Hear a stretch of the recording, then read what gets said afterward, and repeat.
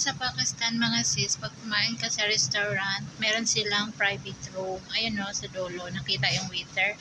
Yan, binuksan niya. 3 private room. Kung ayaw nyo makita ang mga asawa, mga anak, mga kapatid na babae, doon kayo sa private room. So, pag okay naman, dito lang sa chairs sa labas. So, yun, doon ang private room. Kapag ang family doon gusto hindi makita ng ibang kalalakihan. So, doon sila sa private room. Meron ding aircon doon. Meron ding yung kagandahan dito. Buman?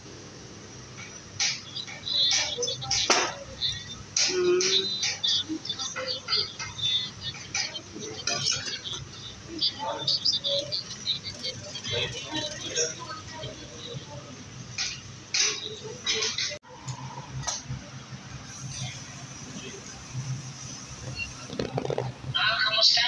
Tingos dyan, kasi naman hindi niya mapuli sa birthday.